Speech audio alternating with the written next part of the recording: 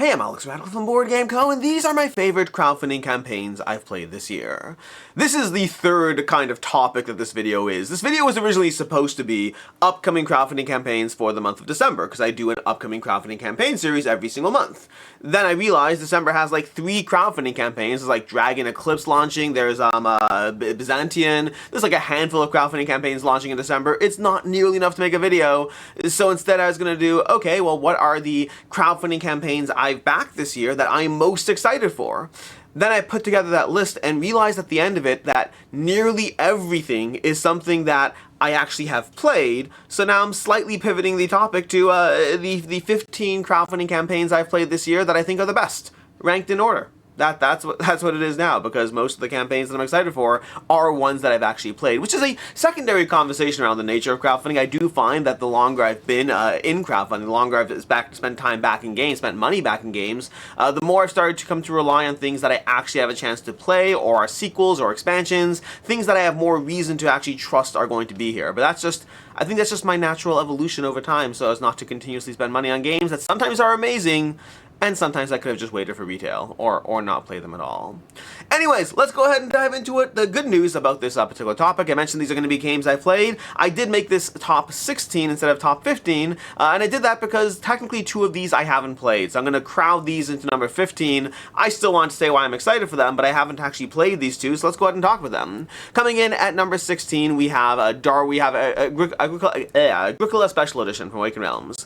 Agricola is the newer version of, well, the Agricola Classic from oh my gosh, Lookout Games, and then now it's back. Designed by Uri Rosenberg. Awakened Realms is doing their special edition treatment in this one, and I'm very excited for this one. I'm currently in the middle of a game of Caverna on BGA. I do think I am in the Caverna over Agricola camp, but I also know that I wasn't in the Puerto Rico camp until I played the Puerto Rico Special Edition. This is different than Castle of Burgundy, which I'm very much in the Castle of Burgundy camp, no matter what copy I played, and the Awakened Realms version is just the best version of it. But then after Puerto Rico, where they took a game that I didn't actually care about and they made it a game that I really enjoyed, they didn't make that many changes, but deluxeification does matter sometimes. Deluxeification, making a game look and feel pretty on the table, does have an impact on the playability, and this has me excited for Agricola. I mean, way back in the day, I was more excited for Age of Industry over Brass, and then Roxley brought Brass, cool, amazing looking version, and suddenly I prefer that over Age of Industry. Looks matter as much as I wish they didn't. They do matter. They're not everything, but they can take something good and make it better.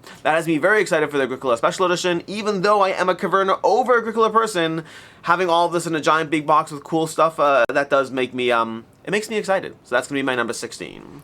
Number 15 is another one I haven't played, Darwin's Journey Oceania. In fact, this one's an interesting one because this is almost an edge case in the sense that I played Darwin's Journey. If you watch my recent review of it, I gave it a 5 out of 5. I absolutely love it. I am late to the party. There are a few games I'm late to the party on, but hey, I'm at least at the party. It's fine. But Darwin's Journey, when this was on crowdfunding, I hadn't played Darwin's Journey yet. So not only did I not back it, I wasn't even excited for it. I was like, oh, there's an expansion for that game that I backed that I haven't played yet. Maybe I should play it before I back it. So I took that approach, and now I wish I had backed it, because oh my gosh, I love Darwin's Journey. And people keep telling me that the expansion, not this one over here, but the one already in the deluxe edition and all that, it makes it even better. So I'm excited. Is it Firelands? I think Firelands. I'm so excited to play Darwin's Journey with Firelands. I am loving that game, still playing through it. It's great. It's a great time. But Darwin's Journey Oceania, I am now excited for this expansion that I wasn't excited for back then. So this is going to be number 15, a game that I didn't back, wasn't excited for, and now after the fact I'm excited for. From there we're going to move to our 14, which is Dragons of Etchinstone. Now again, this is where it's more ranked in order of how much I like them from games I've played, although technically one of these is more an expansion, and I didn't actually play the expansion, so actually one of these probably should be at the end along with Darwin's Journey Oceania, but it is what it is. I already ranked the list. Dragons of Etchinstone from Chip Theory Games. This is another one that, you know, a nice coat of paint did make it better. That plus expansions, plus streamlining, graphic design, there are definitely things that made this better, because I played Dragons of Etchinstone when it was in its original print and play format. It's a little hand management game where you're kind of holding hands, you're holding cards in your hand, you're not holding hands, you're holding cards in your hand, and you're trying to fight through these kind of minions as you make your way towards these dragons that you then take out. You're trying to build and upgrade your hand as you go. It's just it's a game you can play in the palm of your hand and just control a bunch of dragons and just go through it. You're rotating cards, flipping cards, taking damage, trying to line up your various effects in order to be able to take down things, your initiative, your attack strength, all of that. Overall, it's a fun little puzzle. I enjoyed the original game and I enjoyed enjoy the chip theory game version more, both because it looks better, I think the graphic design was improved, the playability is better, the expansion content adds more to the game. I'm still not confident on its long-term replayability. We'll see. Like, I do wonder if it's one of those games that I'll play a few times and move on from. So it is the lowest on the list, but I just know that I had a chance to see this one recently at PAX Unplugged, and I saw it, and I was like, oh, I can't wait for this to arrive. And that's a nice feeling. Like, it reminded me that I did really enjoy it a lot. When I'm excited for a game to arrive, it just reminded me that I actually did have fun playing through this one, as it's going to be a palm-held game, Chip Theory Games, Dragons of Etchinstone. Then we have Flamecraft Duals. Flamecraft Duals from Carbon Alchemy. This is a lighter game. This is definitely a light game. I don't want to sell this as anything it's not. This is a two-player game set in the world of Flamecraft. It's basically an abstract game where you're trying to line up dragons. It's pretty straightforward. It's pretty basic. I don't think there's a ton of strategy over here. I think it's mostly draw cards and hope to make patterns. Yes, there is definitely some thinkiness as you try to utilize the dragon's abilities to make your patterns work. And it's very satisfying when you manage to get like 2 patterns in a row. Or if you're playing with one of the cool dragons, you might even have 3 patterns. You get 3 dragons at once, and that's super fun. And it can produce pretty fun moments. But it is pretty straightforward. It's do the obvious thing with a layer of strategy underneath it to make it not the super obvious thing. That said, I have played this a lot. I find it fun, I find it charming, I find it easy to get into, accessible, all of those good things that make this better than it is because of all the cute factor and accessibility of it. That's Flamecraft Duals from Carbon Alchemy. This one already delivered, by the way. This is already delivered / delivering when you watch this video. Then we have Sail Legacy from Allplay. Sail Legacy is one of... Oh, I was going to say one of several Legacy games, but I realized Mountain Ghost Legacy is not actually on Kickstarter yet. Mountain Ghost Legacy I'm even more excited for than Sail Legacy. That's a different time, different story for a different day. But Sail Legacy, I played through the first 10 missions of this roughly 40 mission campaign. Or I guess I played through 8 or 9 missions of the 40 mission campaign, because you don't actually play through every single mission. Either way, this is a Legacy game with the Sail mechanic on it. I overall enjoyed it. I like Legacy games. I definitely like this a lot more than I liked Sail. Sail, I enjoyed Sail, but I didn't find it quite as interesting as you kept playing through it. I just thought it was like pretty straightforward as far as what it does. This took the mechanics of Sail and made it into a better game with legacy elements, with unlocking. I have not played through the whole thing, so opinions can definitely vary as I play into the whole thing, but right now, playing 8 or 9 missions into it, I am happy to play through the whole thing. You're basically working together. It's a cooperative legacy games. Those are my favorite kinds of legacy games, cooperative. I mean, don't get me wrong, I just told you Mountain Ghost Legacy I like more. Mountain Ghost Legacy is not cooperative, but hey, not everything's 100% consistent. In general, my favorite legacy games are going to be cooperative experiences, so I'm excited to play through this one because, hey, sitting down for 40 missions that are like half an hour each while you level things up, while you unlock new mechanics, new abilities, and all that, has me very excited. The box size of this one, like, this is going to be like a big box, so what they're trying to do with this one, again, I only saw a quarter of it, and already I'm excited, so I'm even more excited for the 3/4 that I didn't get to see. Then, speaking of legacy games, we have The Witcher Legacy. The Witcher Legacy, this one's actually an active crowdfunding campaign, but I did have a chance to play through the first scenario of this one, and this is basically, what if you took The Witcher Old World, made it cooperative, and then made it a legacy game? That's what this is. Now, my excitement here could go higher. I assume it will go higher as I play through more of it. I generally find that the first scenario of a legacy game is not really the main thing that compels you, because the first scenario, you haven't really done the legacy stuff. You've played a board game. It's the second scenario where the legacy comes into play, where the things, the impacts of what you did have an ongoing effect on the gameplay, and I didn't get to do the second scenario, so ultimately I got to play a variant of The Witcher Old World, less so than The Witcher Legacy. So this one is tentative. Like, right now, I definitely enjoy The Witcher Legacy less than The Witcher Old World, right now. And that's because I think The Witcher Old World had more gameplay mechanics to it and less story, and The Witcher Legacy had more story and less gameplay mechanics. They're overall utilizing the same core system, but with some differences as you play through it. If you wanted more story, this will be a better fit for you. If you wanted more gameplay mechanics, currently I could recommend The Old World. But again, all that's really a weird situation to be in, because that's based on rating a legacy game after one play, which is not what you should do. I did give it first impressions, but like, I call it the first impressions. I gave disclaimers. A legacy game cannot properly be analyzed under what it's giving you until you've played a minimum of 2, and honestly with legacy games I'd say probably the whole thing. But either way, I did still enjoy The Witcher Legacy. It is, again, built on the mechanics of The Witcher Old World, which is a game that I love, and so this is an easy one to play through, so I'm happy to play through it when it shows up. I'm happy to play through this one. This is The Witcher Legacy from Go On Board. Then from there we're going to take a break for our sponsor of the week. We do have a sponsor for today's video, and that is Snowdonia Grand Tour Plus Special Edition, which has a day left on the campaign. This is bringing back a beloved classic, worker placement game, The scenario-based worker placement game that's been out of print for quite some time with new everything. There's, well, not new everything, but a new a lot of things. There's new art, there's a new map board system, there's a new scenario of Stockton versus Darlington, there's an updated solo mode, there's actually another new scenario as well, a mystery scenario that they're not even revealing right now until it actually shows up in backers' hands, so you have some sort of something extra that you weren't anticipating until you get it. There's 14 scenarios across all the content, both 2 in the Special Edition, 12 in the Grand Tour. There's additional content for previous owners. There's a final fix pack for owners of the Master Set, as well as a compatibility pack for anyone that owns a previous edition of Snowdonia base game. There's a lot of other new things going on. There's an easier setup system. There's tuck boxes for each scenario, so you can dive into any individual scenario faster as you go through it. And the campaign mode can be played with any Snowdonia scenario ever released, as well as including a special souvenir card for every scenario. If you ever had a chance to check out Snowdonia, this is a great chance to dive into a newer version of it, or upgraded version of it if you are a previous owner. If you've missed out on Snowdonia, this is a good time to learn more about the system. But basically, a classic worker placement game is back with new, updated everything, and more content for it as well. And with that, let's go ahead and dive into our next campaigns over here, which is Reichbusters. Reichbusters Reloaded from Monolith Board Games. I like the original Reichbusters from oh my gosh, Mythic Games. I like the original Reichbusters, but I did not love it. I had complaints with some of the stealth aspects, stealth systems of the game, and I felt that there were things that needed to be tightened up. When Monolith took it on, I was excited about it, but I wasn't sure if they'd do enough differently for it. But I had a lot of fun with this one. Honestly, the only reason it's as low down the list as it is, because I would say my enjoyment of this is actually higher than several others that are coming after, is because I have started to take into account more and more how hard it is to table a game, how hard it is to set it up, to table it, to get everything running, and because this is a miniatures game with a lot of content, lots of tokens, these games I am a little wary of, a little more wary nowadays that I will love it and then not pull it off the shelf quite as much. So it is getting dinged a little bit because of that, but not actual gameplay. The gameplay was amazing. I gave this a 4.5 out of 5. I really enjoyed this one. This basically, the simultaneous play is the main hook of the game that had me very interested in it, because you have these different characters and they can take their actions in simultaneous order. You don't have to sit there and say, you take your turn, I take my turn, but you can sit there and I'll play my cards, I'll take an action. You're working together, really provide a strong sense of actual helping each other out in a pinch. That, while managing the enemies and the things they're throwing in your way, it gave me vibes of Assassin's Creed, but with a healthy dose of extra attacking and throwing things, like just destroying everyone at the end of it. This really felt like they took Reichbusters, the concept of what it was, and they made a better game out of it. They managed the stealth system, they managed simultaneous play, they just made a better system with the same the same amazing miniatures. Like, the miniatures of Reichbusters were always top notch, so the world, the art, the miniatures, all that's amazing, and Monolith just took it and made it a better game. Then we have Journeys Afar, the Ketsueki. Journeys Afar, this is one from Indie Boards and Cards. This was a giant open sandbox adventure, designed by Travis Chance, who has done Western Legends, as well as Forsaken.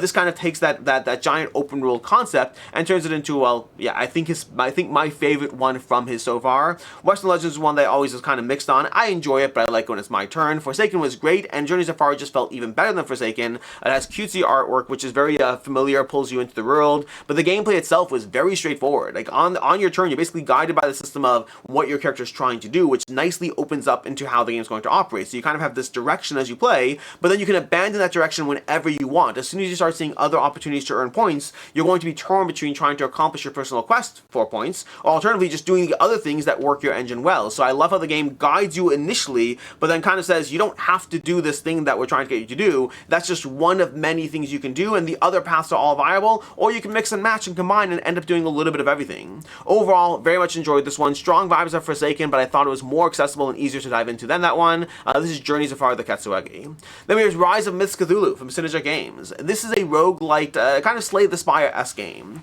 Overall, I had a lot of fun playing this one. I like the Cthulhu universe when you are actually like fighting Cthulhu, and less so when you're doing like Arkham Horror and Eldritch Horror stuff. But when you're doing like more like punching Cthulhu in the face, as they say with oh my gosh, with Cthulhu Death May Die, but that kind of vibe, I really enjoy that general world building of it. And so you're playing as these investigators, you're building your deck, it has that roguelite aspect where you can upgrade slowly, you're improving your characters as you dive into run after run after run to eventually hopefully be able to actually confront and defeat Cthulhu, because you will not do it your first time, or you shouldn't do it your first time. If you do it your first time, you're probably pretty good at the game, but you probably should not be doing it on your first time. But overall, had a lot of fun with this one. I only got to taste a small sample of the game, because again, this is one of those things where I got a prototype, I got to dive into what the content I had, but that said, I very much enjoyed what I did get to dive into, and I'm looking forward towards the final version.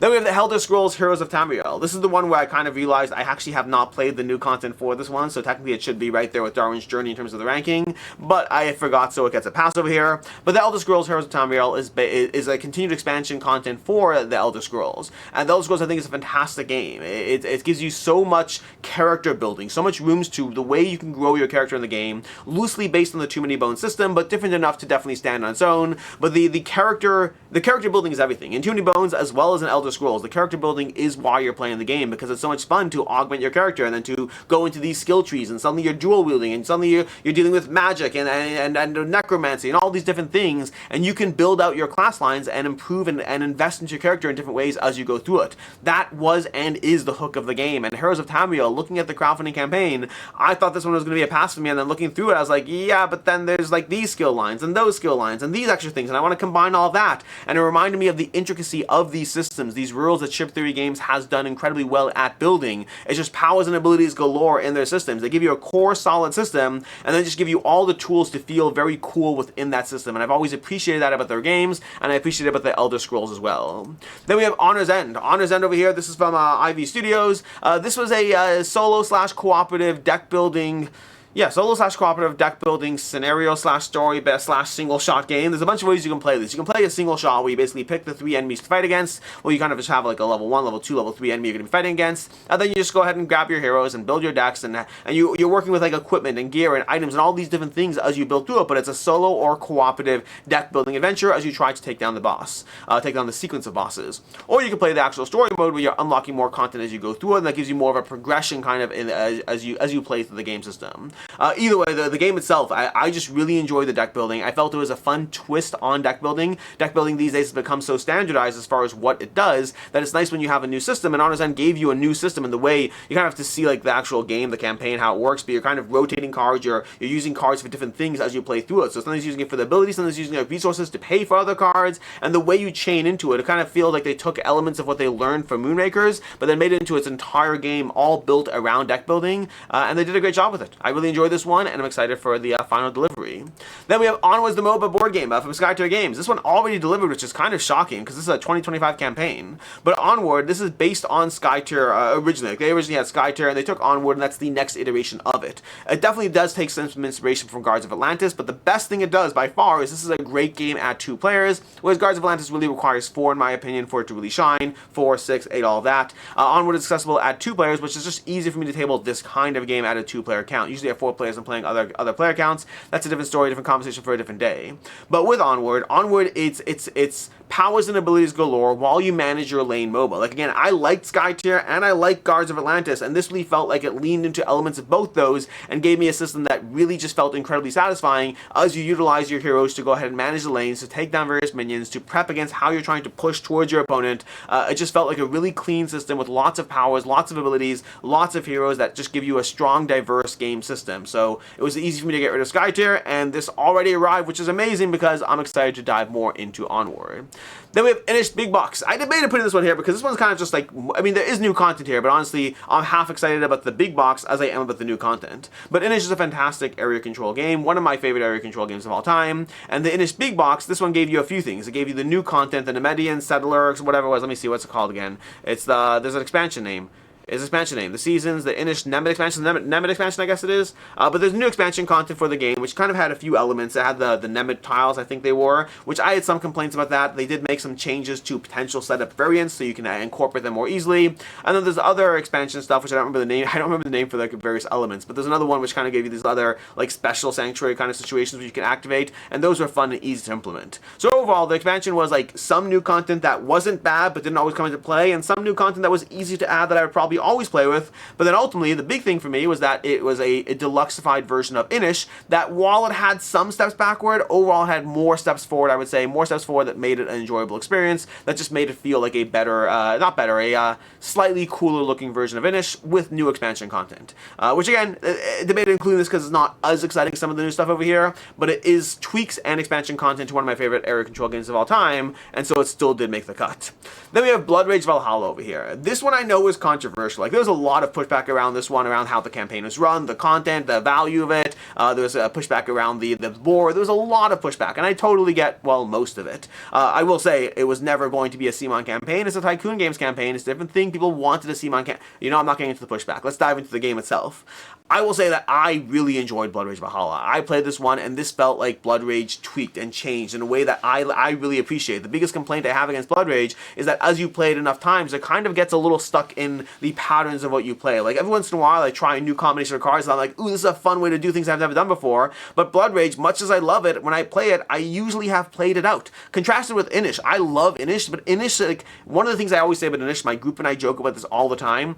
Every time we play it, we're like, oh my gosh, it's never happened that way before. Somehow or another, the way the game plays out, it always feels like there's a unique thing that happened that game that never happened. It's a running joke, and it's a running joke because it keeps happening. Whereas Blood Rage, by now, I feel I've mostly seen it. It's still fun. It's still a fun game. But I'm more likely to dive into one of my newer area control games, something like DEI or whatnot, because I still haven't seen all the iterations of how that plays out. Which is why Valhalla was a breath of fresh air, because Valhalla took a core system that works well, and then it made gameplay changes, as well as, of course, new creatures, new monsters, all that stuff, to make the game system more variable and introduce solid changes that I definitely enjoyed as far as the pacing and arc of the game and how much you can do, the way you hold onto cards. If you like Blood Rage, I think Valhalla is a solid addition. Do you need Valhalla? Different conversation for a different day. You can check out my video on the campaign. I did a should you back on Blood Rage Valhalla, but like, as far as my own personal excitement for it, it's definitely up there.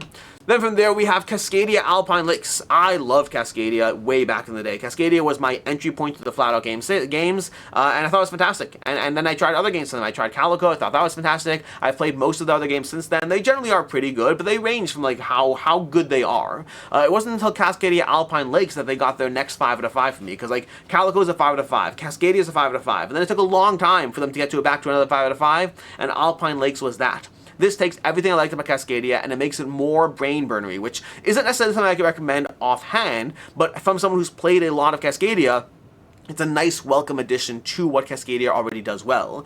This kind of, again, if you've played Cascadia, this is starting to build up levels, and once you combine all the scoring implementations, it just becomes incredibly complicated to actually do everything you're trying to do. So this is a strong, strong game. Again, I would recommend Cascadia first if you haven't played Cascadia. I think it's just a better entry point, but if you have played Cascadia, going to Alpine Lakes is great, and if you think Cascadia is possibly a little less what you're looking for, meaning if you want more strategy, more thinking, more optimizing, Cascadia Alpine Lakes definitely delivers heavily on that.